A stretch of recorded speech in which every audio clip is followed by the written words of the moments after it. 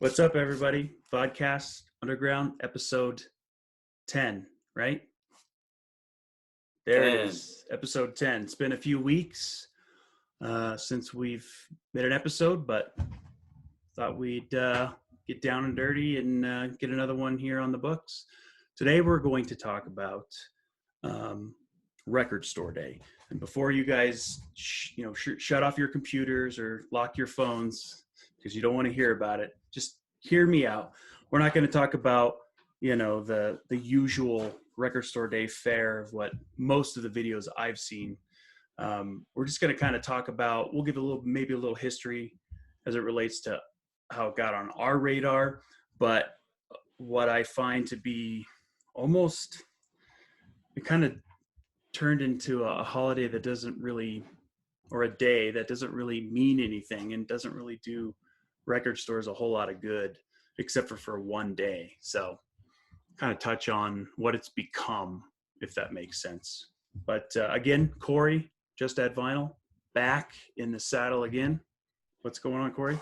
What's up? What's up? Yeah, I've just been busy with traveling for work and, of course, busy around the house, hoping for the weather to turn for the best. But recent trip up to Waukesha, Wisconsin, That's outside right. of Milwaukee.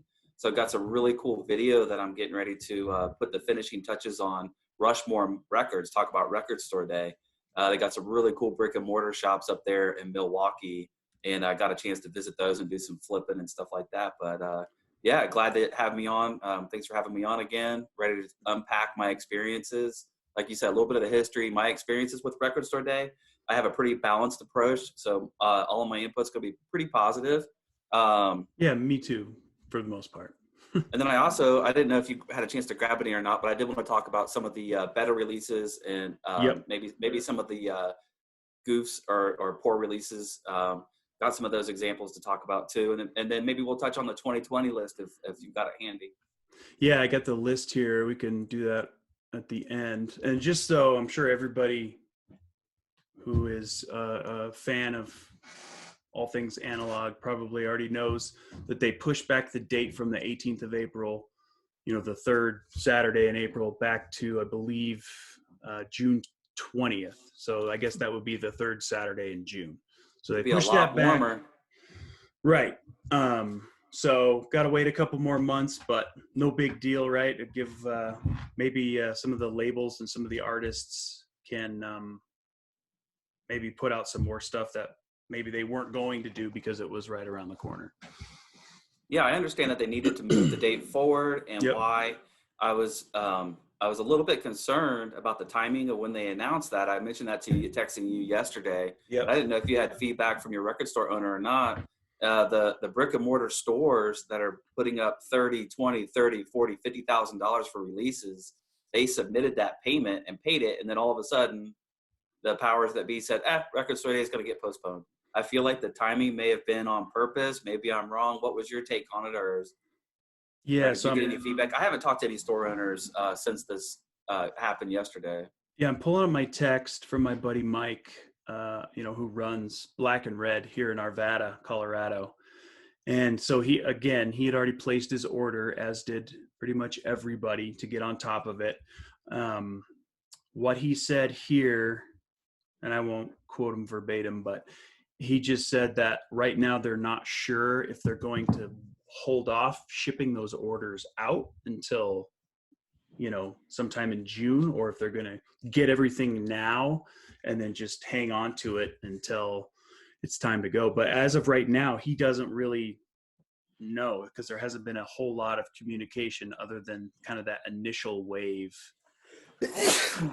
But he's actually happy for it because like probably a lot of record stores across the country, June is generally a great business month for them anyways. There's going to be, it's summertime, it's warm out, people are out and about, hanging out at the record store. It's Saturday again. So he's actually was excited for it. He doesn't like the April time frame just because, at least here in Colorado, I'd say 70% of the time it snows on Record Store Day because March and April are the Rocky Mountain's snowiest months. So it really deters a lot of people from coming out, and then they end up with all this overstock, and they end up eventually selling it. But the whole purpose of it is to kind of have a party for that day, and it kind of puts a hamper on it sometimes. So he's actually happy that they moved it to June. I wonder what the timing is, because you're right. In this region, it can't compete with Colorado, but it could snow as late as April 15th, 10th or 15th, at least April 6th. Last year it Columbus, snowed Ohio. on like the 25th of May down in the city last year. And then we even had a huge snow in the mountains in June, like the 3rd or 4th week of June, which was that. Yeah, it's the mountains, but that doesn't happen, right? People were out, hiking the trails and stuff and get dumped on. So yeah, with Colorado's no telling, but maybe it has to do with tax time, maybe to shake the winter blahs or that kind of thing. Yep. But I wonder if this will drive a permanent change strategically with the release date of RSD. I wonder if RSD goes into May or June going forward. It'll be interesting to see how it plays out. Right. Yeah. I mean, that's definitely something to think about. I could see them doing that. It probably just depends on, the participation. I imagine the participation is going to go up just because, like I said, just because it's summertime. Or maybe it'll stay the same, but I generally would want to believe that it'll probably go up. So yeah, it'll be interesting. I don't know. Did you have any, aside from Record Store Day, did you have any, record conventions coming up, record collector conventions coming up? The Columbus one is already come and gone for the winter quarter. So we'll have another one coming up shortly. So I haven't looked at the calendar, but there's about 4 a year. So yeah, the one out here, Denver Record Collectors Expo, as of yesterday, they hadn't moved it. It was scheduled for, I think, that first week. First Sunday in May. And they haven't changed anything as of right now. So I'm assuming they're kind of a wait and see approach for them. Wait and see. Yeah. Because what they've always tried to do, at least this one, is avoid having it on the same weekend as Record Store Day, right? Because Record Store Day happens Thursday, everybody blows all their money, and then the next day, Sunday, is the Record Collectors Convention, and people don't come. So they always try to and the same thing happens here. Colleen always has a record show, usually in and around Record Store Day, but I don't have it marked on my calendar, so we'll just see what happens. Yeah, this year they moved it to a different month. But yeah, who knows what'll happen. I'm actually thinking about being a vendor at this record show. I've done it a couple of years ago. I did it. It was a lot of fun. I ended up trading most of my inventory for stuff that I wanted and selling. So, but hey, it was a good way to not have to spend actual cash, right?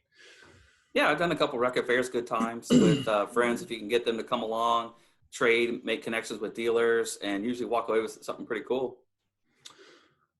So, all right, well, let's just jump into it. I'll give you just kind of my history on how it came onto my radar, and then I'll turn it back to you, if that's cool.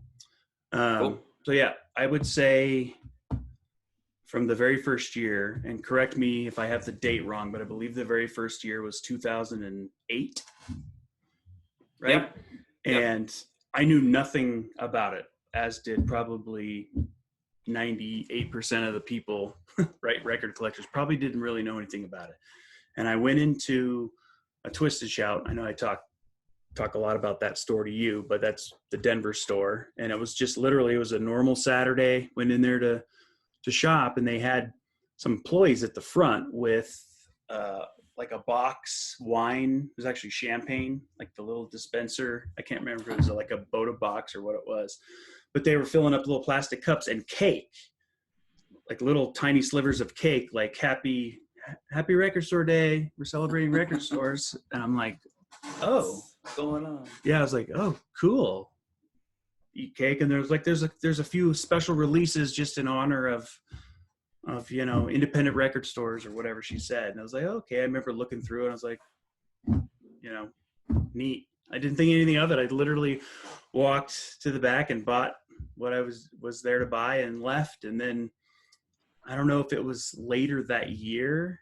I think it was probably later that year. I was listening to the like Sirius XM, just one of the channels, and they were talking about this record store day. And then they had the girl who is, you know, one of the, I guess, CEOs who's still around. I can't remember her name, drawing a blank on her name for record store day, but she started talking about it. And then they talked about expanding it to having 2 per year, like the day after Thanksgiving for Black Friday. I don't think they did a Black Friday that year. In fact, I don't think they had one for like maybe till 09 or maybe even 2010 before they made 2. But then really from that point on, every year, then people started talking about it. And so then my local store, Black and Red, I'll remember the store manager there at the time, he was trying to kind of drum up, you know, attention for this. And so he had signs plastered everywhere. And then that's kind of when I started with them, you know, participating as, I want to say an employee, but as a volunteer. I would help them out. And then I've run sound for all the live music that they would have. Cool. Because they want to do live music. So make it like this big, huge party thing. And that was really from probably that second year. And I want to say maybe there was 30 people that first time that were actually there for Record Store Day, in addition to the normal patrons that usually shop there on a Saturday. And then honestly, every year, I think it was maybe 2011 when I first started to think that, well, this is getting kind of out of hand, where I show up at like, you know, whatever they open 9 o'clock on a Saturday, and there's a line of people like waiting to get in. I'm like, what? Like a line? So I go, you know, stand in the line, and I see people just like, well, I got to get this and I got to get this. And they have these lists. And I'm like, where the F did they get these lists? You know, I didn't even know about the website. I really didn't know anything about that. It was that in depth. And I'll never forget this guy, this group, but one of the guys in this group who were right in front of me talking about, they're like, you know, I don't even have a record player. I really want to get one, but I think for now, he's like, this is like bookshelf art, right? He's like, you look really smart if you have a lot of books and maybe some LPs sitting on a shelf. Okay. And then some of the artwork I can put in a frame. And I almost said something to him, but I held my tongue, but I'm like, okay, what? So you're going to go in here and spend hundreds of dollars for, you know, basically props to sit on a shelf? I'm like, what? That doesn't make any sense. It's just music. You're supposed to listen to it. So, and then, you know, like I said, as it kind of progressed into what it is now, and I was always there to help out when they did live music, I would get to see from the employee perspective, as soon as they unlocked those doors, it was like, you know, people waiting in line for Elmo in the 1990s, right? So it doesn't get sold out. So people are like running to the front. Tickle Me Elmo. Yeah, people are like running to the front and like squeezing in and like pulling gobs of records out. And it's like, gotta have it. And then they started limiting people to, you know, you can buy one title for yourself, you know, settle down. And then they did a really smart thing. They set up the record store releases like strategically, so people couldn't really go cut in line right somewhere. They had to literally wait in line and go through the progression in order to get to the different boxes. Mm-hmm.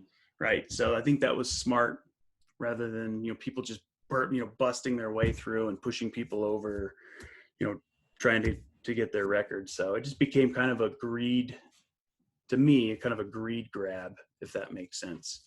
Kind of defeats the whole purpose of Record Store Day. And then another thing too that always kind of drove me crazy is, why are we, if you have a passion for listening to records and record collecting and music and shopping, you know, at your local stores, local businesses, then why would you only celebrate it on one day, right?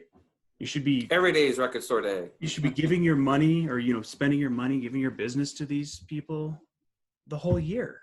Mm-hmm. If you really do like it, why just wait that one day, go in there and, you know, blow all this money for stuff you're never going to use or listen to, vast majority. So that's kind of my, I guess I would say, negative history of it, as I've kind of seen it progress. With that said, I still enjoy it. I think a lot of the releases are great. I like the artists who really put some time into it, right, and come up with some good stuff. Unlike who did I say? Venom. Oh, I think they release Welcome to Hell and black metal in a picture disc every year. Some new. It's like, come on, come up with something. They had stock left over from the previous year. Oh, they still, yeah, they do. I don't know. Black and Red has like a whole section of previous Record Store Day stock just sitting there that nobody touches. So, what's your experience with the whole thing?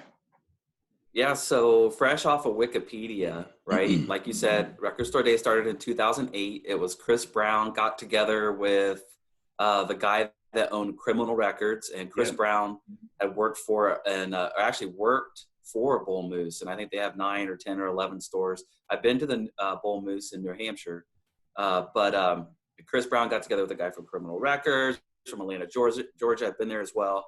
But and then kind of started this whole thing off. The idea was Free Comic Book Day, and then it quickly turned into Record Store Day, which obviously with everybody started plugged in and getting on board. I think Metallica was that they had already had the template set, where they would have the ambassador for Record Store Day, and Metallica jumped in on board there in 2008. And kind of That's right. So I didn't jump in until 2011. So by the time I started buying records, I bought one here and there in 2008.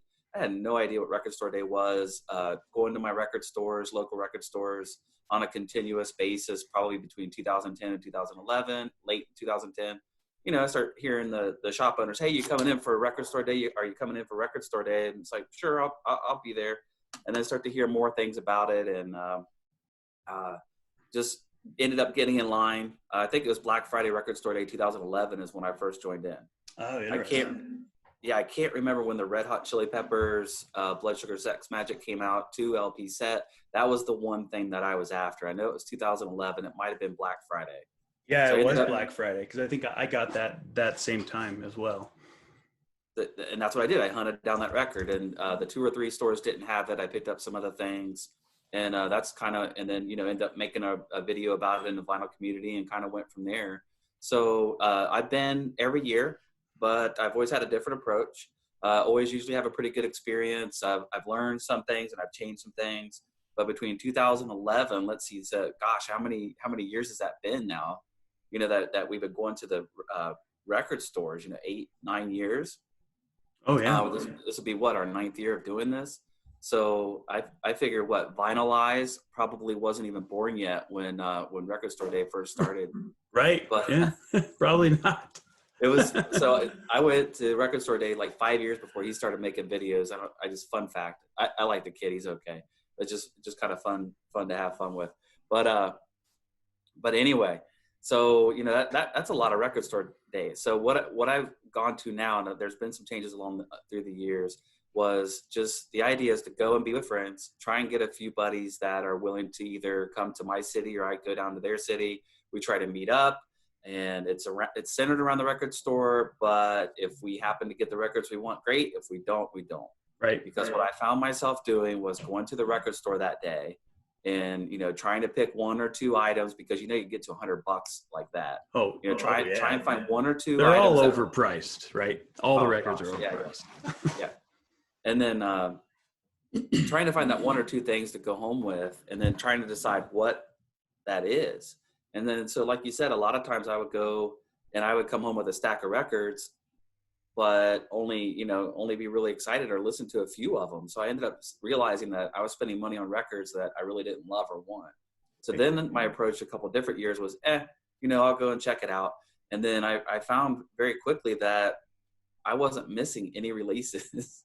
There was very few releases that came out between 2011 and 2019 that I actually wow, I really need to get that, right? So I could probably think of 3 off the top of my head. I can think of 3 that I'd really like to get that.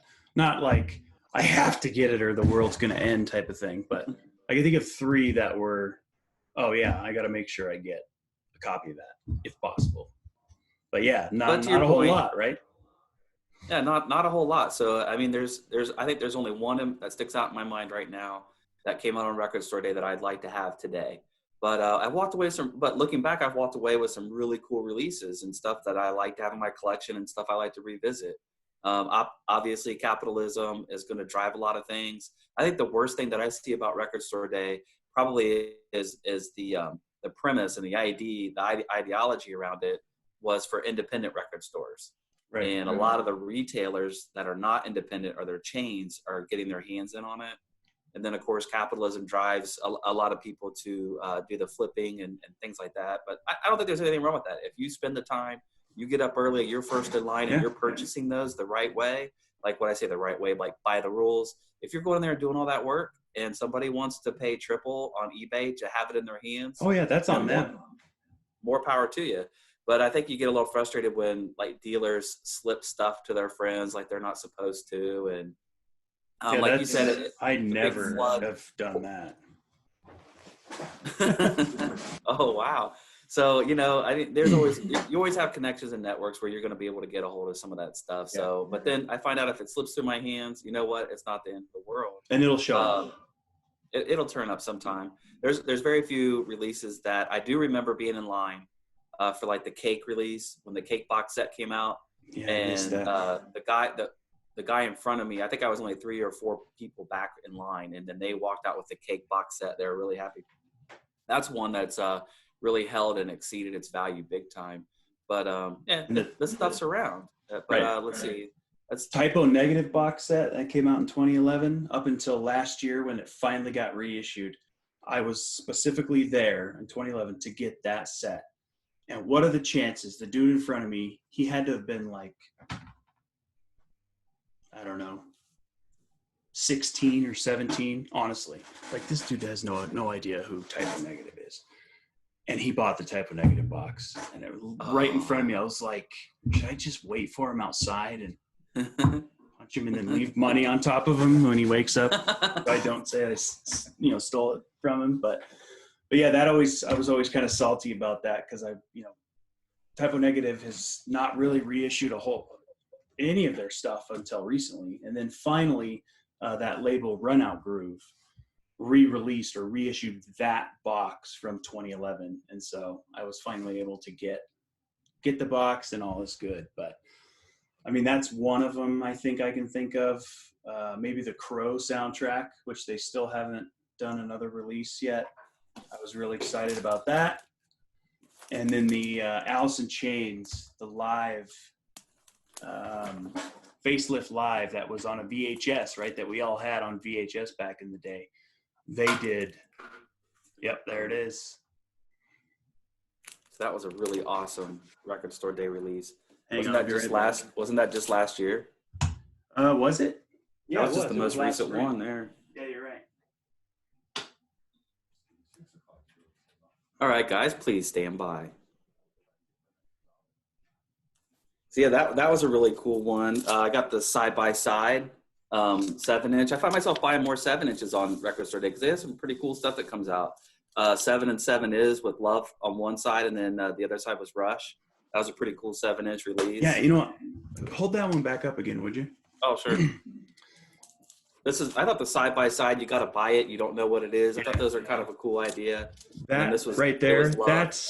That's what Record Store Day is all about, right? Doing something like that's unique, that not a whole lot of people are going to get. I love those side-by-sides. I've got a ton of them where they have like a metal band doing a version, and then on the other side, the original, or whatever the genre is. Yeah, I don't know if you remember this one on Record Store Day. No, I don't remember that one. Is that rare, hard to get? This was in 2016. Yeah, it's hundreds of dollars now. Oh my gosh. Because they only released it on that day. And then the band did like a limited 100 pressings of a red vinyl on their website, the Alice in Chains website, to come out. That went kind of coincided with their 2016 tour. And then that was it.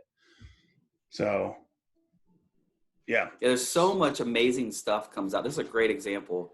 So much stuff comes out, but just having the knowledge, like the Record Store Day list comes out, and I realize how much I don't know about artists, or I realize a lot of unnecessary. I feel like some of it's unnecessary. But when I plug into the vinyl community and I'm watching their RSD pickup videos It's really interesting to see what they get. Like Vinyl Richie out in California, he will show the coolest like punk stuff. Like I don't know if they were regional releases or I just didn't have the knowledge, but he walks away with some really cool stuff usually on Record Store Day. Right. But there's That's what it's all about. badge. Yes. This is Poison ID and Pantera. Pantera, which of course Pantera is on the badge. soundtrack, on the Crow soundtrack, I believe, right? Yep. Yeah, I have This is a one. really cool one. I've got one. I'm starting to show stuff now. So this one was from, I don't remember this one's that pretty one. early. So a lot of people are like, hey, why doesn't Queen release anything on Record Store Day? Queen has released a few things. This, I grabbed at Finder's Records, so I left the price tag on it. That's kind of cool up in Bowling Green, or we call BG. But Keep Yourself Alive. I love this picture sleeve, and this is like a 2011 or 2012 Record Store Day release. Pretty cool. Oh yeah, it's great. Hang on, let me grab a few. Then I don't know. I'm just kind of jumping into it. I don't have to show everything. It's better not the seal. I see it's on the side. I am an Ozzy fan, as you know. So this Believer single came out, numbered.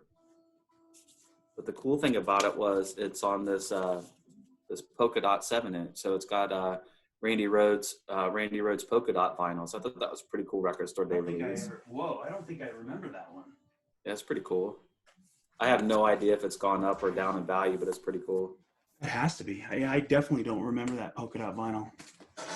Got Randy on the back with Ozzy in front of that medieval stage, numbered. I don't see the point in numbering them necessarily if there's 5,000. Do you remember these when these came out? The Kiss Your You Ass? son of a... Now, see, so I remember Volume 2, and I didn't buy it because I'm so salty. So now that is what I was referring to. When I said there was one Record Store Day release that came out, I tried to hunt it down. I went to all my shops. It was Tom Petty's Kiss My Amps. And it was incredible. It's great music. When I saw Petty, sometimes he would go off on these little jams. Yeah. And this is a piece of those shows where they just jam a little bit and do the off the beaten path stuff, like maybe Birds covers or whatnot. Yeah, this one's worth a couple $100 now because it's never been re-released. But right. And the place I got this was, I think it was Black and Red. That this was the only copy they got, and I got lucky because I was at the back of the line when I got this one. Wow! This one was released a couple years later. Actually, I think it took a while for it to go up in price. For me, it seemed like it was only $50 or $60, and I was just like, it's too much. That's too much. Now it's $250 all day long if you're lucky. Yeah, it's ridiculous. And then, but I do have it digitally, so it's a great album. What's that? These Bill Evans, the Resonance jazz releases that they've done. I think they've done. That was just a couple years ago, wasn't it? Yeah, this was the first one. This was on 2016, and then every year they've released a Bill Evans Resonance. Yeah, I got last year's. These are, I think the lowest I saw this one was $200, and they sound phenomenal. All four that I have, they sound phenomenal. The Wes Montgomery sounds phenomenal. The Eric Dolphy that I know you have as well. Resonance sounds great. Oh man, that thing is incredible. The Jocko box set sounds fantastic. So that was a Record Store Day release? Yeah. I ordered the Jocko straight directly from the website, so maybe it was a Record Store Day first. Yeah, it was a first release. That Jocko concert is incredible. Truth, Liberty, and Soul. Wait, what a fantastic sound. It's in the summer. When I play that, it feels like I'm at the amphitheater. With the warm breeze and a cold drink, listening to Jocko. It's just incredible. Right, and the thing I loved about that particular one so much was the fact that it was new stuff, because a lot of the Jocko stuff that gets released, for whatever reason, not all the time, it's not always new stuff, right? It's regurgitated stuff that we've all heard a million times. Your room suddenly gets smaller when I watch you walk over there. That is weird. The room seems like it's a lot taller. So I don't know if you got maybe like a 7 foot. It's just really weird. It's like it goes. It's kind of weird. It's almost like rose red or something. When you walk over there, the room seems smaller. But when you sit close to the computer, never mind. Go ahead. No, it's a fairly decent sized room. It's short because it's an old house. So. But Yeah, so this one was a first release. The first release was numbered 645 of 5,000. Okay. But yeah, stuff like this, right? This stuff, this is the stuff that I'm after on Record Store Day for the most part, right? I don't care about the stuff that's, going to be reissued again in 2 months, right? So yeah, this is the stuff that I'm Or the usually. picture disc. The David Bowie picture disc. Or there's so many, like, I don't feel that that's necessary. I don't care too much for picture discs. But for some reason, I wanted to support my boys in the cult when they had a newer album come out. They've had one other album after this. But this actually is a really good album. And For the Animals is a really good track. And I think they did a Scorpions cover or something on the back. I don't pick those up too much.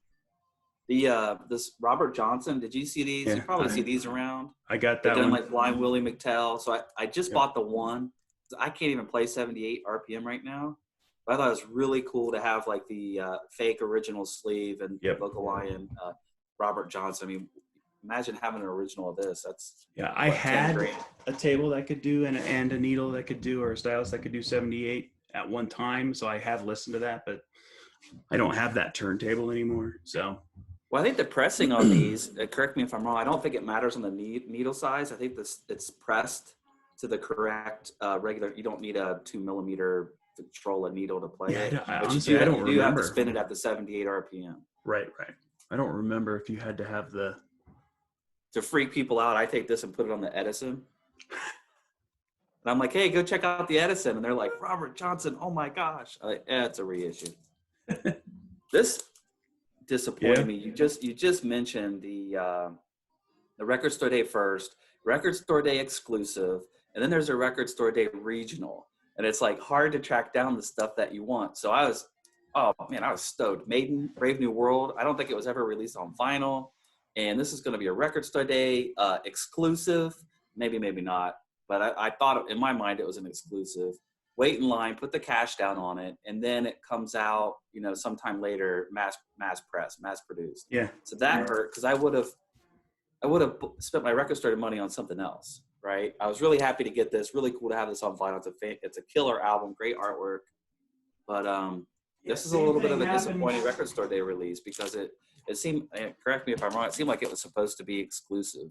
Right. That's the sticker on there. Same thing happened with this too, with Typo Negative's Bloody Kisses. It was supposed to be, Run Out Groove's exclusive release. And then 3 months after it was released, I'm in a record store and I see new releases and I see that. I'm like, what? Or it's on Amazon for $18.95. Yeah. And it's like, well, some people might say big deal. Well, that could have been my money where I could have bought that Bill Evans, right? Right. This was pretty cool. Thrice, they're a band out of Ohio. I remember. They're incredible.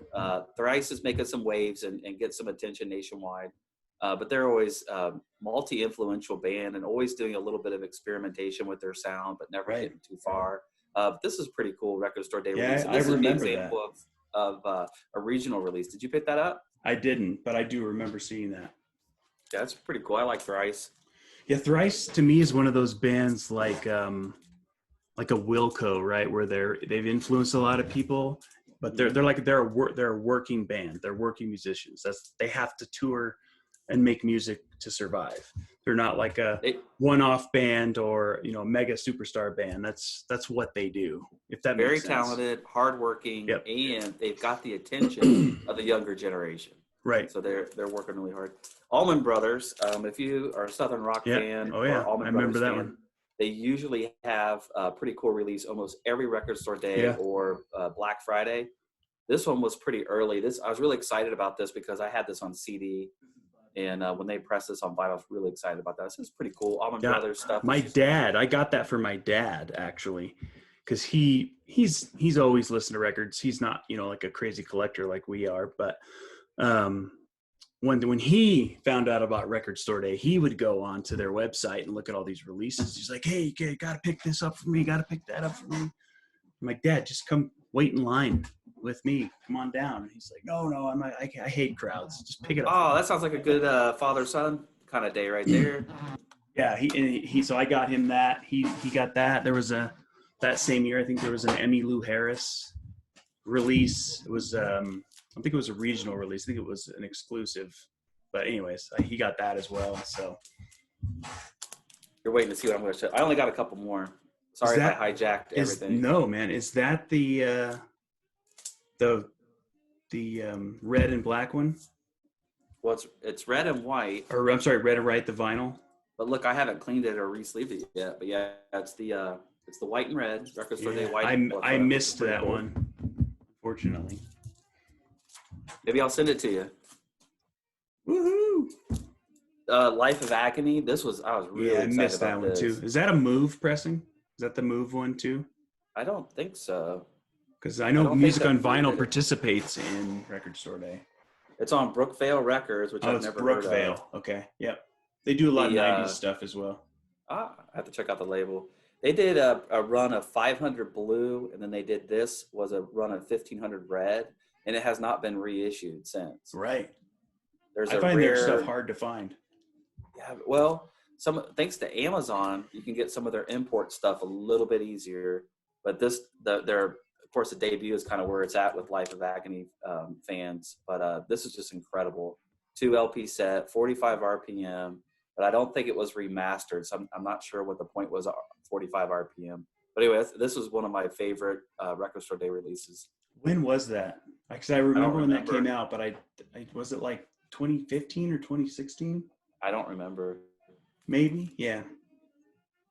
I do remember. I think it was probably 12 or 13. Oh, earlier than that. It seems like it was one of the earlier ones. And then I just got 3 more to show here real quick. This is what I like about Record Store Day, the Megadeth.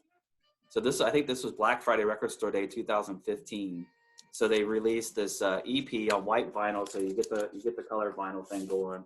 But cool thing about this is 2 tracks off the album that hadn't been released yet. That's right. It was just being hyped. So Megadeth hadn't had a release in a while. So this was super pretty cool to have 2 tracks on vinyl months before the issue came out. Right. And my clip broke on my headset, so it keeps falling. Did you pick up this one? I don't think I saved this hype stickers and stuff. But the Aussie Live, did you pick this up? I did, yeah. This is a really cool Record Store Day release. Of course, it's been edited together, spliced together in the studio, so it's not really one whole concert. But I think some pieces from this are from a Cleveland show. But it was a Cleveland. It was just the Cleveland show, right? Or was there 2? I think the solo on Mr. Crowley is from the Cleveland show, and all the rest of it's from somewhere else. I should have brushed up on it. But hey, I saved the hype sticker on that. But this is a really exciting release. Everybody was selling out, and the cool thing about this one is I don't think it's really gone up in value. It hasn't really gone up. The only way you could get something like this before this was the Ozzy's Bat Soup. Not Bat Head Soup, that's the Rolling Stones, but Bat Soup was a bootleg, and then this, of course, blows the bootleg out of the water. I don't remember what year. Maybe it'll say here. 30th Anniversary Collector's Edition. Oh, these are the CDs. See, I didn't want anything to do with these CDs because I can't remember if they had the right drums on it or not. The studio drums. Oh, look how low that is on that. 387. Wow. Last one I'll show. Dude, show as many as you want. I've got this was really awesome. So Pink Floyd's debut album, Piper at the Gates of Dawn. Really cool packaging. I can't believe you got one. That was one of the ones I missed out on. That was 2 Record Store Days ago, right? Yeah, I missed out on it, and I bought it on off of Steve Hoffman forums. Oh, wow. Did you get a good deal? Yeah, I think it was like 60. Wow. 65 shipped, yeah. Because that's hundreds of dollars now. Wow. Really cool picture. That's the mono one, right? It is. And I tell you what, it's a perfect, side 1 is a perfect psych side 1. I mean, it's just psychedelic rock at its best. And then the regular cover. And then for the first time with that poster, you get to see what this silhouette was from. But yeah, it's so silent. It plays great. How's the quality of that jacket? It looks like a tip-on. Is it? Fake. Oh, it's fake. a fake tip-on. It looks nice. It does. It's really nice. It's actually glossy, which is weird because everybody's kind of going to the matte finish right now. Yeah. But yeah, this is spectacular. It plays great. I played this thing at least 5 times. I'll never let it go, just because it's incredible. You'll never find an original that sounds that no quiet. way. Right. Never. Then I remember it just dawned on me that when that came out, there's a mispress where some totally other music from a totally other band was on side B. And I remember there was a couple people in the vinyl community showing it. Wow. So that's what I got for releases. Take it back, John. No, that's great, man. You could show as many as you want. I already showed a couple of these, and then I think we talked about this one off air. But of course, Kind of Blue. This is the mono Record Store Day release from 2013. Nice. The numbered. You can see. Probably can't really see the number there. Can make it out. Oh, there you 400. go. Yeah. 1436 of 2000 at the time. So when this came out, actually starting the year before this, 2 years before this, with 2011, Columbia reissued Miles, basically his first, or they were the first of what would end up being 9 of his Columbia releases, right? So starting with he got out of his Prestige deal, right? Yep, right. Starting with, I think it was around about midnight. So they started re-releasing these all in mono. They were all AAA, all analog. And then they did this one. And of course, I got it right away, didn't think anything of it. And then a few years after that, I was at a record show convention, and some guy was selling this exact one for like $300. Whoa. And I asked him, I was like, is this a joke? Are you kidding me? He's like, no, man. He's like, this is out of print now, this particular mono version. And this mono version really is the only one, including the originals, that does not have the screw up at the beginning of So What, the track or the album opener. They corrected the, I guess the switched tracks or whatever the original did.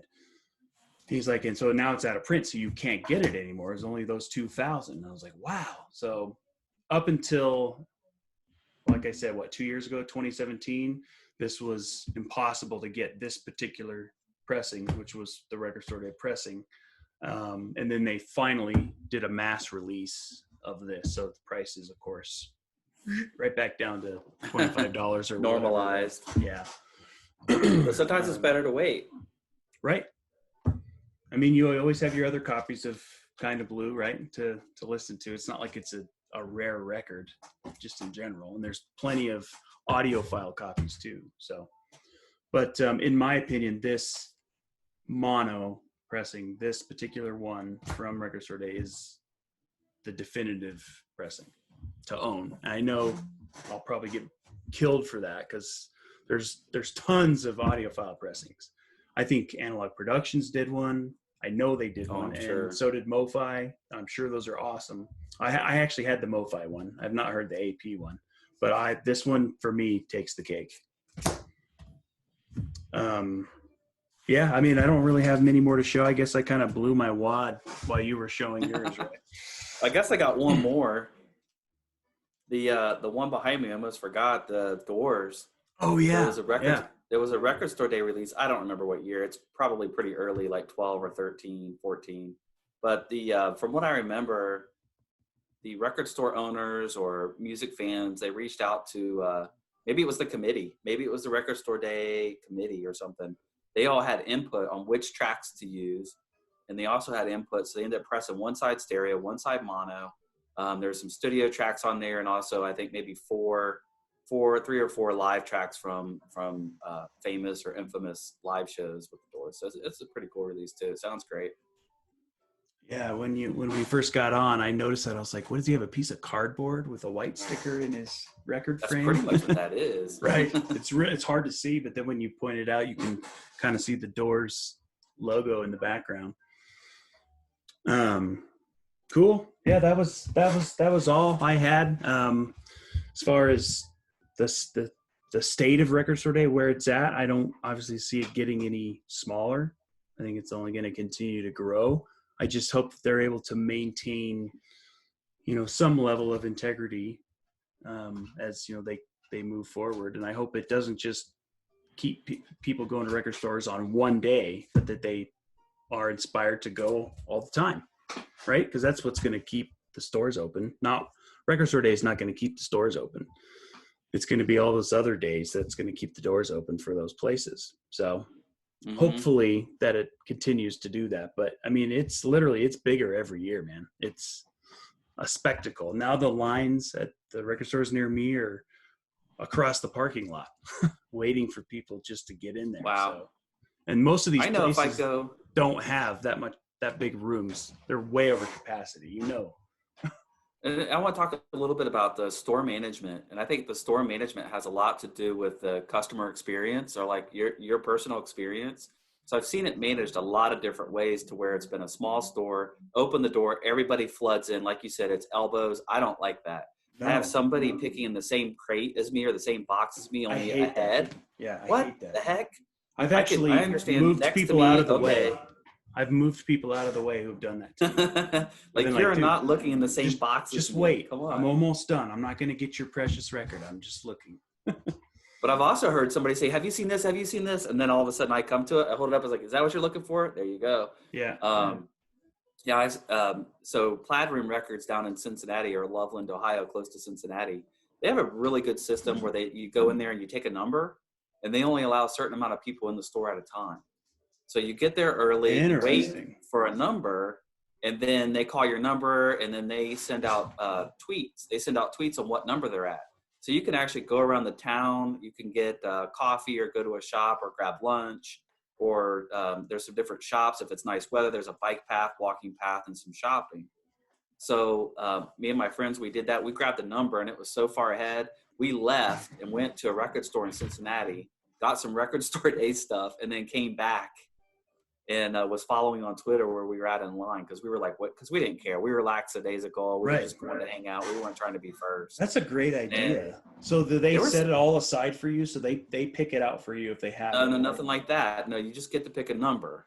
And when they call your number, I see.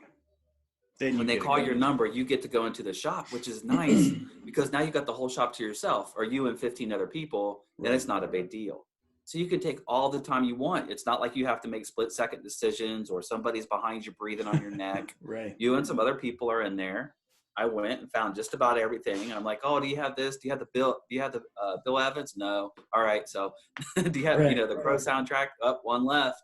And then they only have like one register going, so there's a little bit of a line for that. But then they always mark down their used vinyl and stuff. So that was a pretty interesting experience there, and I think they ran it pretty well, especially for they've got more and more people going there every year, hundreds and hundreds of people. Right. I imagine they're spending 50, 60 grand. Lost Weekend Records here in Columbus. What he does is he gets help on that day. Line forms early in the morning, and he will take the first 8 or 10 people. He'll take their list of what they want, and he will, like what you were saying, they'll pull them for him. One each. Of course, not more than one.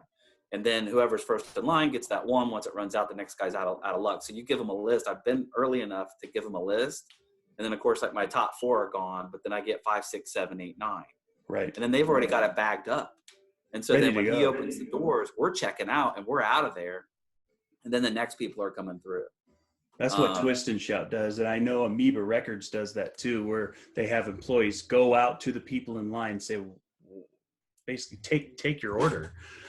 And then and then they'll go back in, and then they'll come back out with, hand them their stuff. And then they'll have a remote credit machine, like a Square or something like that. And then they check them out right there, which I can see that when you have a large place like Amoeba or like Twist and Shout in Denver, which is pretty large. You'll be there for 2 straight days checking people out if you don't do something like that to keep it moving. So I kind of like digging and finding it, but when I have gone there, I've done that, and it was kind of handy to be able to just stand there in line, give them my list. They come back and say, here's everything, or here's 4 of those. Do you need anything else? Swipe me out, and I'm on my way home to spin. So, I've seen ways where, like, I think I mentioned this early, but like Black and Red, where they set it up strategically so people couldn't go rush in and crowd over all the boxes. They strategically placed each record store day release box, and they'd always do it. I think they did it alphabetically, or they do it alphabetically, but they strategically placed it across the store and then roped areas off. So people, when they come in, they had to go through that. You couldn't just ram past people. And it actually worked pretty well. It kept everyone civil. There was no pushing or overcrowding, looking over people's shoulders while they're trying to dig through records type of thing. The So only thing I don't like about that is if you split it up. Maybe they had to for space, but I'd like yeah, at because they're least all the small. record stuff or all the record store day stuff to at least be in a row, so you can see it and make decisions. Like I might put Right. this back, but if I don't have that, I'm going to get that. You got your bookmarks, your mental bookmarks. Yeah, I mean they were in a row, but they weren't like stacked right next to each You other. could see where people were going to go You next. could, yeah, you could. But I 'Cause I've been in no way stores. they did that, because Black and Red's tiny. It's a tiny store. There's no way they could have. I've seen mass chaos there, where people are just, and it's like, dude, Locus. relax. Yeah, because like I said, I'll run sound for the bands. Some years my band's played, so we'll always volunteer and help out. And just standing behind the counter, just on the other side of it, watching these hordes of locusts, perfect description, just push their way in, and it's insane. So when they did it this way, they started doing it this way, it really helped kind of calm that down a little bit. So, but yeah. Have you ever picked up any of the Jazz Dispensary series? Yeah, I have one. I got the Christmas one a couple of years ago. Nice. I got one and ended up trading it because I had like a bad channel. But I always think those things look and sound really good. Yeah, the Christmas one was awesome, and they were traditional songs, but they weren't pre-recorded classics or anything. They were all newer jazz artists, doing their renditions of those Christmas songs. But yeah, that's the only one I've ever got. But it was great. It sounded great. So I'll ask you, after all this discussion, so from Wikipedia, it says Record Store Day began in 2008 and was created on the premise to celebrate the culture of the independently owned record store. Do you think that premise has succeeded or has not succeeded? I think it succeeded within the first 5 years, and then after that, people don't care anymore, right? They don't care where they go. They don't care if they go to only their local store to support it. They're after the releases. That's what they care about.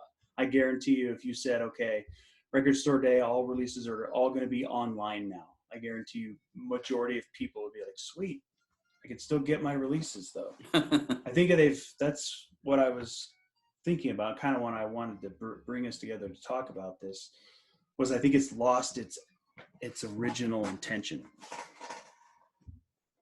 in my opinion. Because I think most people could care less about the record stores as long as they have what they need. Whereas I look at it as, I want the record store. I want people to go to their record stores, not because they have Record Store Day stuff, but because they enjoy going there, right? And hanging out and purchasing stuff from them.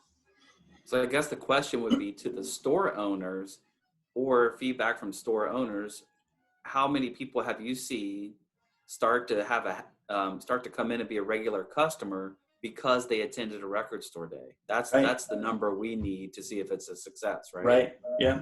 And that obviously I don't know. And to a certain extent, I guess certain stores probably don't care either, as long as their bottom line is met, right? Because at the end of the day, it's a business and they have to keep their doors open.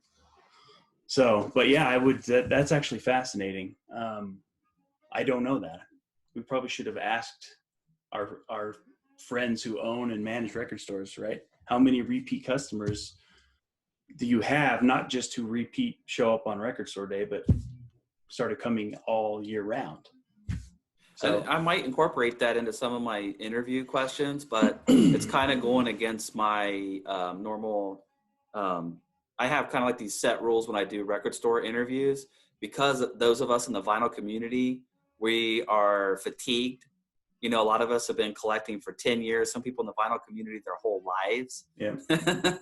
They're fatigued about the same topics. So that, you know, I went back and was watching some videos from 2012 and 2010. It was cracking me up. People talk about iPods and like one thing I will never ask a store owner about is vinyl resurgence. That word, I know. Like, I don't even want to talk about that anymore. Because to them and to people like you and I who have been collecting a pretty large majority of our lives, and many people in the vinyl community, the vinyl resurgence, as you call it, we're oblivious to that, because there was for me there was never a resurgence, or because I always bought records. That's just how I've always been. For me, I was part of the vinyl resurgence. But Dave at Dave's Records in Chicago, one of the things he says is, look, I don't know what you're talking about. Vinyl never left. Right. It didn't. I don't know where it went, but I've been here at the store since the late 80s, and people have been bringing in records. I've been selling them. Yeah, we've seen some more of the younger generation coming in lately, but not sure what you're talking about with resurgence. Yeah, that's kind of interesting. My two favorite stores here in town. I've been going to these stores since the mid to late 90s, buying records. Yeah, now their clientele has changed, right? Because they do have a lot of customers. Probably a vast majority of their customers now are part of that wave, that resurgence. But yeah, for me, I don't even know when it dawned on me that, oh my gosh, this is actually blown up now. Maybe when I heard was that last year when vinyl outsold CDs for the first time since 1988 or something like that. Oh wow. Maybe that's when I knew CD really sales were slipping, but I didn't think vinyl had passed it. Yeah, like just this past year, 2018. I haven't seen numbers for 2019, but yeah, I definitely can tell you that most collectors, not just record store owners, don't like to talk about the vinyl resurgence, right? It's just we're tired of seeing it in the videos, right? It's and then not something same thing that's with Record Store Day. I usually don't ask them about Record Store Day because everybody pretty much gets it. We know what's up with it, but I think we're able to share something in this video with our experiences and our take, a little more of a balanced take looking back over the last 8 years of it. So I think get a perspective of it, but I think it's a good thing because think about it. When one of the things we brought up when we did the metal shop, that's weird. When we did the metal shop and the whole FM radio, it was exciting. Oh when yeah, a new release would come out. Remember, you'd be standing in line for the waiting Metallica CD to drop, or this, or the Guns N' Roses Use Your Illusion 2. Or I remember these big midnight releases and things. I remember even in the 2000s rushing to Walmart. Yeah. And of course, there wasn't a line or media play. I was working second shift. Media play. We had a media play here. I was in line at midnight at media play to get Pink Floyd Division Bell. Yeah. And bought the cassette and the CD and didn't buy the vinyl. But me too. I wish I would have. Now it doesn't matter. I wish I would have for about 20 years, but now with the reissue, it's affordable and it sounds fantastic. I sold both of my originals recently, actually. So maybe we can say that people are able to get in line and get excited about releases again, because now these people that are younger than us that are in their 15 to 20 to 25 to 30 years old, they're building memories and they're going to look back. Hey, you remember Record Store Day 2020? It got moved to June and there was a list of 10 things I wanted and it was all there. They're going to be able to reflect back on that and have that nostalgic kind of, take on it. That's a honestly great way to look at it, because you're right. They're creating those memories. And that feeling that you're talking about, like when we were kids, when something would come out, like Metallica's Black Album or whatever it was, where you couldn't wait to go wait in line at your local music store or record store and purchase the music, the physical copy of the music. I still get that feeling when I go into a record store, especially if it's like Thursdays and Fridays are usually the new release days for Twist and Shout. So if there's something I'm interested in, then I'm like, I kind of get giddy, right? I park my car and my heart's maybe not pumping, not like it was when I was a kid, but it's pumping a little faster than normal, because I'm still excited to go in there and see, oh man, I can't wait to check what they just got in, some of the new used stuff that maybe I'll find something I'm not looking for. You get caught up in the record store day hype. You swing in that parking lot, or if I'm riding or if I'm driving, you swing into that parking lot, you start to look and you see the crowd, start to get that blood pressure goes up a little bit. Yeah. But what I don't like to see is when I'm walking up and there's a big group of people outside waiting and they look miserable. Usually there's not everybody, but if there's 4 or 5 or 10 people looking miserable, maybe they shouldn't be there. Maybe they should reconsider not spending their time or like, that's why I go with friends. I figure if I go out on record store day with friends, that's the goal. If I walk away with nothing, I'm still going to have a good day. Right. And if it takes me 2 hours to get into the store and I happen to get that Crow soundtrack, great. Right. Yeah, that's funny. There are a lot of people. The people who I see that are standing in line that are looking miserable, those are the people that probably rarely venture outside their home and interact socially, right? They're pissed that they actually have to leave their home and go stand in line to buy something. They can't buy it online. Maybe not everybody, but a lot of them. Maybe I'll start to interview the people in lines at the record store. Why are you here? Because they forced me out to buy this, whatever they're waiting in line for. Because I got to buy all this stuff to sell it on eBay for 3 times as much. Right. Which is crazy. I think there's some pre-sales for, let's talk 2020, right? We want to talk the 2020 list. I don't have it in front of me, but maybe you could pull it up. Yeah, I do have it pulling up right now.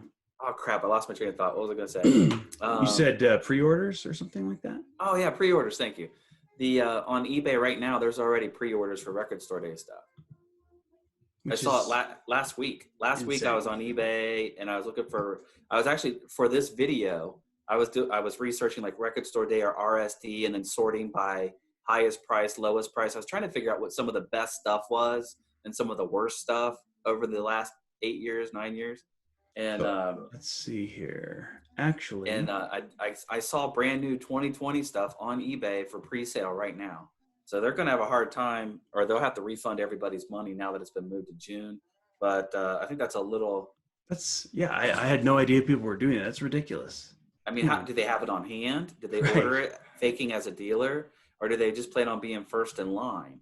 I don't. All right. Or I've heard stories from final community members where they say they're standing in line and the guy next to them is the guy right next to them is selling the item that they're buying on eBay before they even check out. And I'm not going to judge that person. You could do what you want. But for me, if I'm standing in line at the record store, that kind of takes away the spirit of it. But I don't know. I see you sent me, is that the list you sent me? Yeah. Can you see my screen? Yeah. Well, I opened something. So are we looking at the list? Yeah. Go back to your screen. I put it on so we can both see it at the same time. And so can people watching us. Look at this technology. Wow. So there's you. Okay. Can you see it all right? I liked it better how you had it before. Okay. Hang on. Right there? Yep. That looks great. So you want to just go through it real quick and we'll just call out some standouts? Yeah. So don't care. Don't really care about much on this first. The Can Heat John Lee Hooker. I'd like to see that. That's Hooker and Heat reissue. That's interesting. I didn't catch that the first time. And that's cool. I got it. These are exclusive. This is exclusive. This first section is exclusive. So wow. Thanks for pointing that out. Let's see here.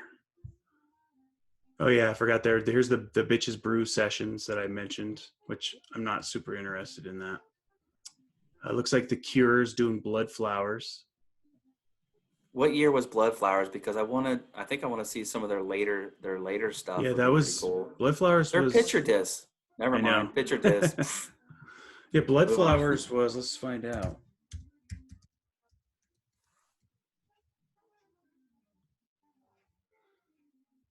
$2,000. And so the only picture disc that I bought was the Cult. You saw that earlier. Yep. It was only a 7-inch. But I did buy the Greg Allman. I bought the Greg Allman 10-inch picture disc. So I guess if you're a fan, I guess it's pretty cool. But I don't like them. They usually don't sound very good. They usually are pretty noisy. But then they come in that like PVC plastic. Hate that and it's stuff. just I just don't want it. Go ahead. Yeah, I can't stand the PVC plastic because then your record smells like that weird plasticky smell. And then if it gets Or it comes off on wet, the record and ruins it. yeah, if it gets wet or if it's humid, right? Or any heat, then yeah, it's going to ruin your record. So I'd here's like the more second information on the Doors Soft Parade stripped. I wonder if that's remastered or where it's, I wonder what's up with that. I'll look that up. That's interesting. And it looks like they're releasing 12,000 copies of it, so it's definitely not going to be rare. So here's this Bill Evans. This is part of that series that I showed earlier. Okay. Let's see. Yeah, this. Dude, I'm gonna be honest with you. The Eric Dolphy Renaissance. Do you not like it? Because I don't like it. That's okay, man. Dude, it is beautiful packaging, and there's some really good moments. I thought you liked it. I don't know what to do with it. I would probably sell it or trade it because it's such a beautiful package. I was really excited to get it, but I thought it was going to be Eric Dolphy. I thought it was going to be like a statement or a piece, and it's not. It's more like the outtake. So yeah, I don't know if I want Bill Evans' Lost Sessions or not. You got a Bill Evans from this series. I got Live right? at the Gate. That's about it. That one's great, and that's not fantastic. Yeah, most of the Bill Evans stuff like this, most of these are live. Even this Lost Session, I believe it's a live session.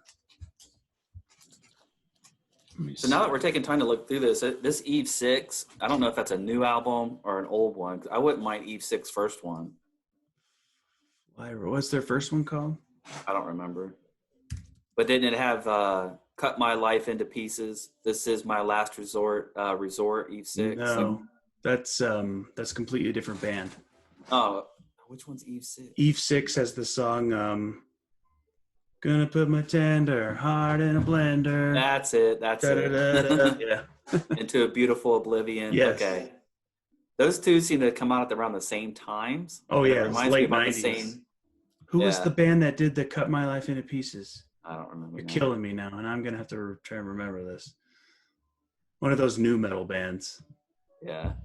All right, hold on. Oh, look it up. Get it done with. Papa Roach. Papa Roach. Yeah. There we go. So Fight. Is that Rob Halford's Fight? It is. Yeah, I noticed that. Another Fight release. He just had one on Black Friday last year. Yep, off this page, Bill Evans' Fight, I'm definitely interested in. Hey, Kelly Finnegan. He's from Monophonics. His stuff's pretty interesting. Here's some Dexter Gordon stuff for you, live too. That's interesting. Yeah, the Dexter Gordon releases. I love Dexter Gordon. Are that they've come out so far with the Blue Note stuff, Tone Poet, and then the Blue Note 80th is phenomenal. The Gong I'm not so interested in. David Gray all of a sudden. David Gray popping up on some early 2000s on vinyl. I didn't buy it yet, but I'd like to. I really want this one here, Alan Holdsworth, Road Games. The guy's one of the, I'd say, top 10 most influential guitar players to ever have existed. Oh, Infectious Grooves. How did I miss that? Take You on a Ride. I thought you had that on a list. You mentioned that to me. Did I mention that? Yeah, I thought you said something in a text message or something. Oh, maybe I did. Shoot. All right, let's move on. We got a bunch more pages. There's more stuff than I thought. There's a British Steel. I don't know if I'll need that. Yeah, I probably won't. Got the original, but we'll see what kind of feedback comes out about it. The London Suede shoegaze Britpop band. They're releasing. They've come out with a few last couple of years too. Interesting. Skipping ahead a little bit, I see the here's a Morricone. Where are you? Ennio Morricone. Am I saying that right? The soundtrack guy. Yep. I want to get his music on vinyl or where he's doing all the Clint Eastwood movies, all the spaghetti westerns. I actually saw that at Twist and Shout yesterday. Oh, I'm buying that, but my stores don't have it yet. If you want, I'll pick it up and send it to you. Ooh, New Order, John Peel session. Where? That's pretty cool. I'm not seeing it. Oh, here it is. Oh, wow. Yeah, from 82. Wow. So that's early on, almost right after that Joy Division broke up. that might have been what helped propel them too, with John Peel promoting them. Right. Pink Fong, the Pogues, with BBC. some Irish. Cool. Live Iggy.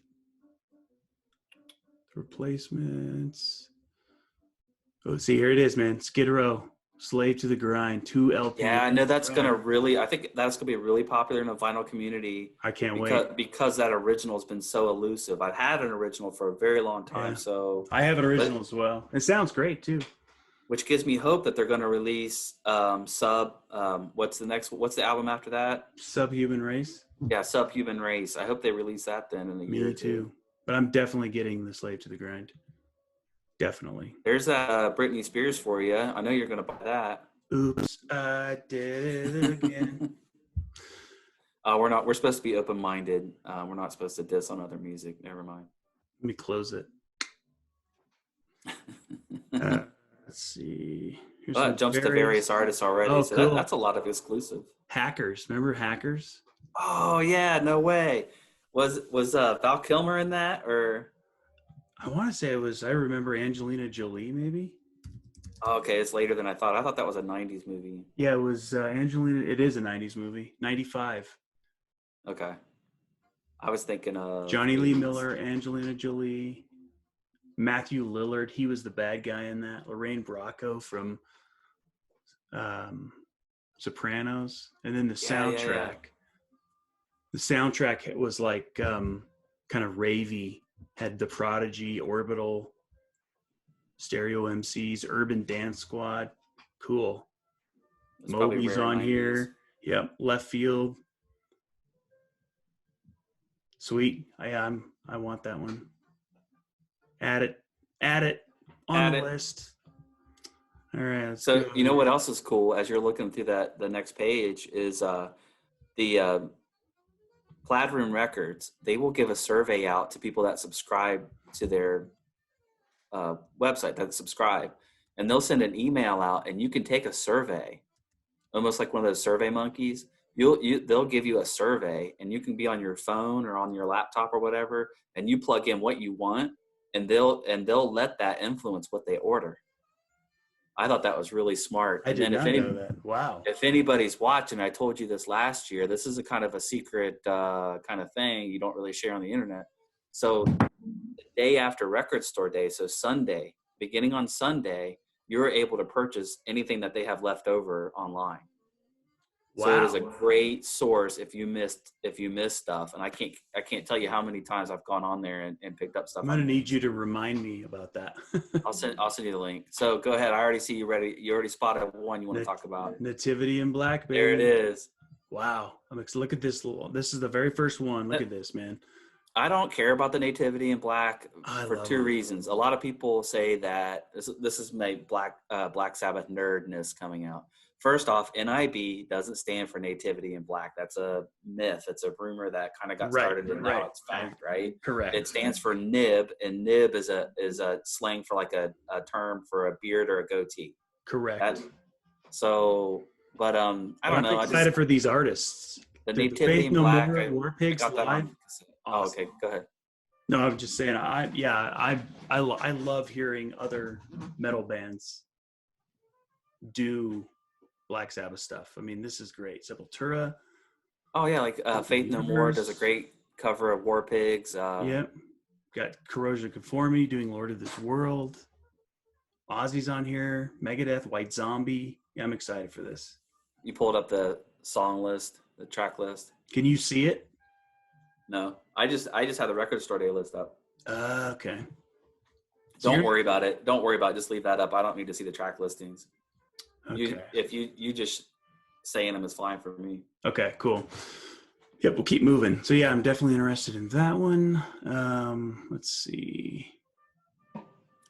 The White. See, this is where I could get caught up in the hype, and I could walk away and forget about a lot of these. So here's limited regional run releases now.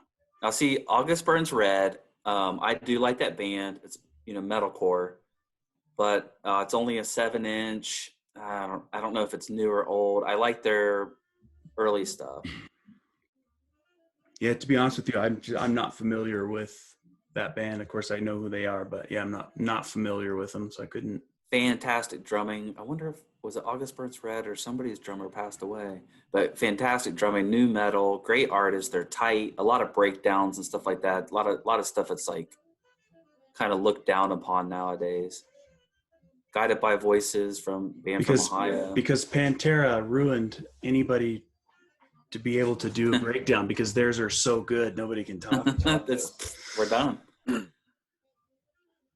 see.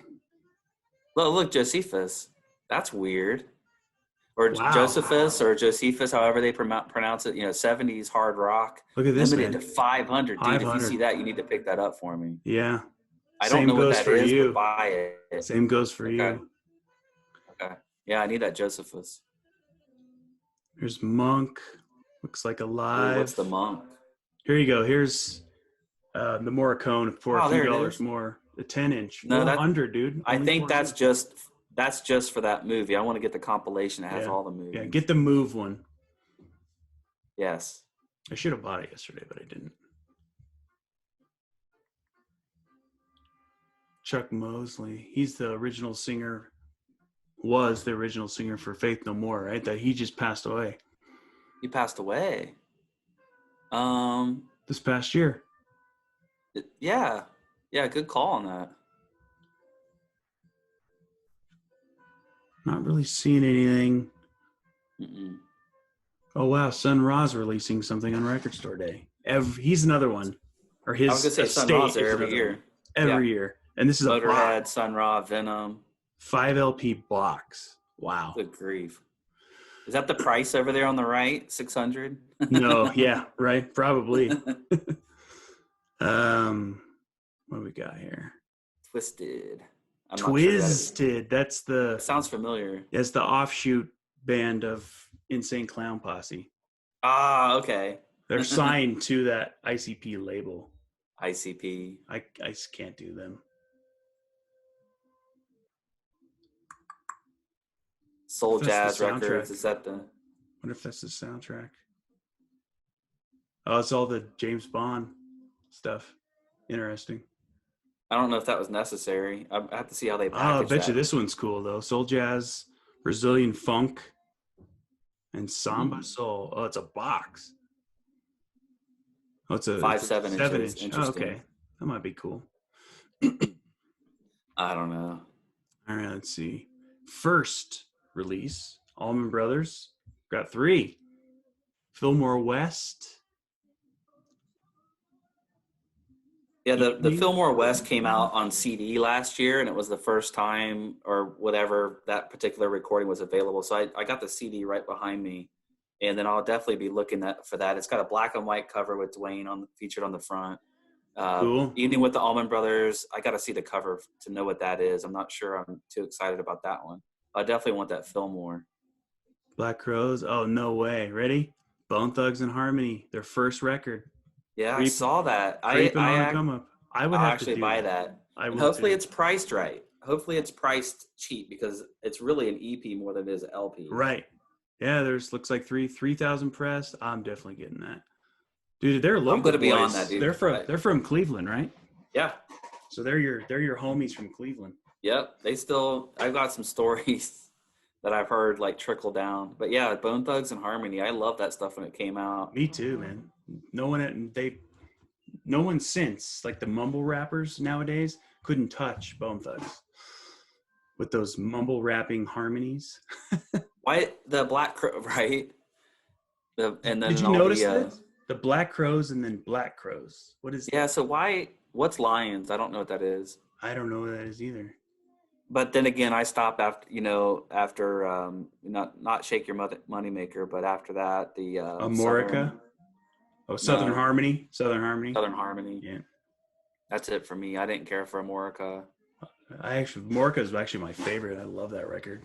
I could do without the cover, but exactly. But Jealous Again, I wonder what's on the B side. Like, why would I want to buy a 12-inch? You know what? Because, the Black Shake Your Moneymaker got reissued. Just recently, yeah. But you said it sounds terrible, right? No, mine sounds pretty good. Oh, okay. I wouldn't. It's definitely digital to my ears. It wasn't you. I had read a lot of feedback that the reissue sounded pretty bad and to stick with the original. All right. Anyway, moving on. Canned Heat, a record store day party with Canned Heat. What? I know. Ooh, Ron Carter, bass player, jazz bass player extraordinaire. Look at any Blue Note record session from the late 50s, early 60s, and you'll find Ron Carter. Okay. Bass player. It's cool. Don't care about cash 2 LP stuff. set though. That's gonna set you back $35. Oh, it'll probably be like 75. Oh, ready? Here you go, dude. This is yours. Coolio, Gangster's Paradise. Oh my gosh. I'll pass on that one. Yeah. I remember the song. Don't need it on vinyl. Nope. Not really interested in many of these. Maybe Dinosaur Jr. Brian I am looking for Dr. John Gree if you see it. I'll keep my eyes open. Ooh, Entombed. Crap, they're doing it live. Why not release the actual record? What you know what I want from Entombed? I'm not into a lot of thrash and stuff live. I usually don't jump on it. Yeah, Entombed, the record that I don't have from them that impossible to find is Wolverine Blues. If you ever see that, buy it for me. If I see it. I'm not sure what I just agreed to, but the Rory Gallagher, that looks pretty interesting. Cleveland Calling. Gorillas. I kind of feel burned. I bought the Gorillas the fall or whatever at Black. I kind of feel like I shouldn't have bought that. The guy mastered the whole thing on his iPhone. It has some catchy tunes, but I didn't need that on vinyl. Dude, is this Green Jelly? Is this Little Pig, let me in that? That came out on Black Friday last year. Looks like the whole. Oh, it's live. Triple live. Mother Goose at Budokan. Yeah, the Green Jelly was pretty popular last year. I didn't get a copy, but my buddy. Me neither. Oh, cool. Screamin' Jay. Oh wow, Third Man's doing Screamin' Jay Hawkins releases now. That Hawk one too. Nice. I think Quark is a hard one to get. I had a copy of it. I sent it to Scott Waters. I think that one I did. I sent it to him as VCLT, so I've been looking to replace that one. You know, to be honest with you, Hawkwind is boring sounding. You think so? I'm not a big fan. I mean, they're hit and miss. Motorhead, I don't see the connection, right? Lemmy was in Hawkwind, but Motorhead is completely on the opposite end of what Hawkwind is, in my opinion.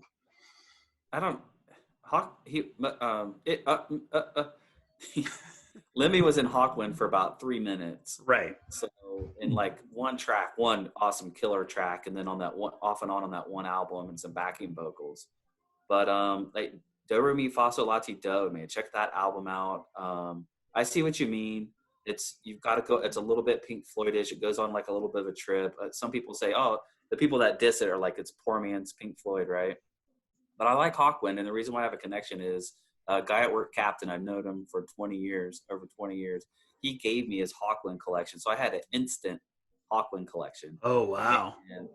And a lot of it was on the original UK Flick Knife pressings. Right. So I had a really good time cleaning them and playing them one by one, and just did this big like session with Hawkwind over a couple of weeks period. And I did a video on it, and it was a lot of fun. So then I probably have a little better appreciation for the band because of that. Yeah, like I'll never get rid of those records. And they do have some moments. Of course, I like their harder. Of course, I like their harder moments, and I don't like the too much psychedelic. But I think there's a lot to offer, and check them out if you get a chance. I'll check them out again. And that was a pretty good selling Hawkwind. Wow. So here you go. J.J. Johnson, Kai Winding. This record is from CTI back in the day, Stonebone. It was only released in Japan. So right now, it's never been reissued, but so it only was released in Japan, and it's hundreds and hundreds of dollars. So I'm super excited that they're finally reissuing this. Can you send me the thumbnail so I can know what the album artwork looks like on that? And I don't think that's the only one. Isn't there another one that was only issued in Japan that's out on Record Store Day? I don't know if it was a Herbie Hancock was on it. Yeah, they've Or is this done the one? this one doesn't have Herbie, but this is the one. Let's see here. You trying to work some Can you see that on my screen? nope, I see Record Store Day. I just see the list. Because And I I'm sharing my screen with you. So if yeah, you it's just the go, list. really? Yeah. You don't I see? see I see your mouse. Is it moving around? Yeah. But Wow. it's just moving around over top of the list.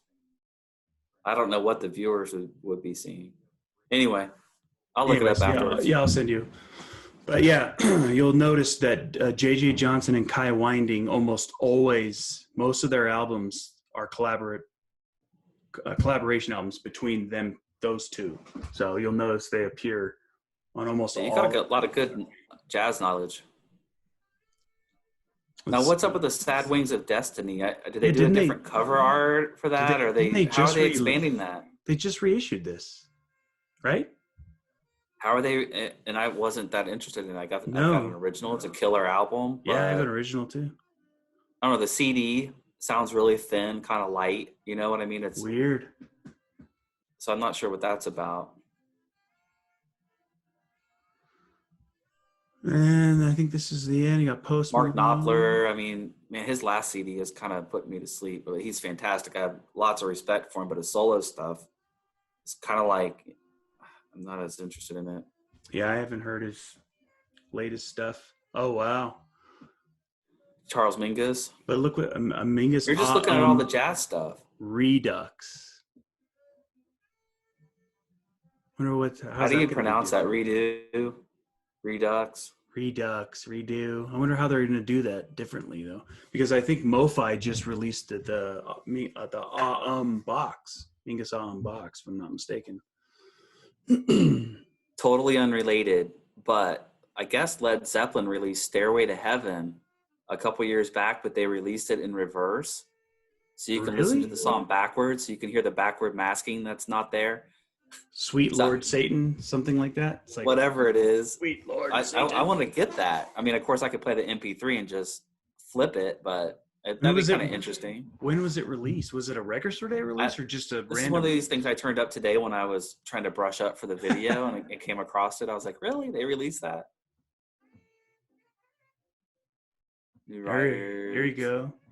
Pink Floyd, Arnold Lane, live 2007 on 7-inch. Don't need it. I got it, but I highly recommend it. If that's the one with, so if that's David Gilmour, It is. well, it says Pink Floyd, but if it's David Gilmour live at Dansk, it has David Bowie.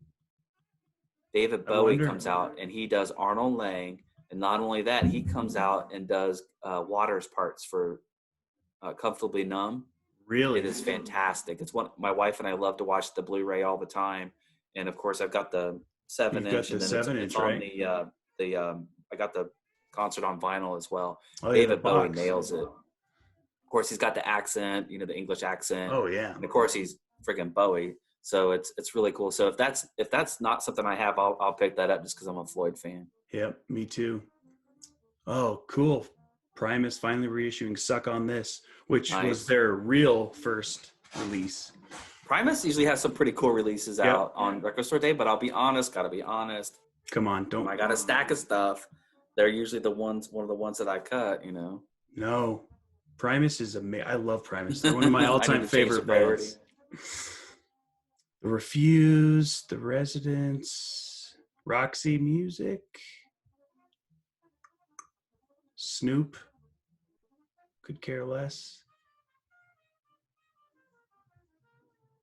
Sun Vault, oh, it's live. Specials.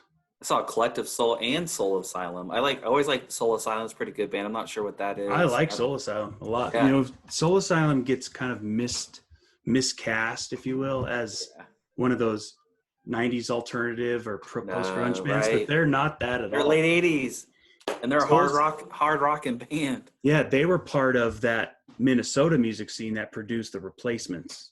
They were peers with the Replacements, and people don't know that. They are super influential. They're not the Gin Blossoms or Matchbox 20 or whatever They I get like the Gin Blossoms. I always kind of like the Gin Blossoms. we actually cover one of their songs, and I effing hate that song because we play it every show. Well, no wonder. Well, it can't. I will. Hey, jealousy, right? Yes. I'm No. sorry, I had to say it. But that album, if you skip that song, that album's actually really good. Oh, dude, it's a great album. The other songs are way better on that album than that song.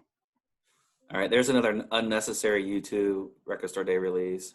11 o'clock, TikTok, whatever that means.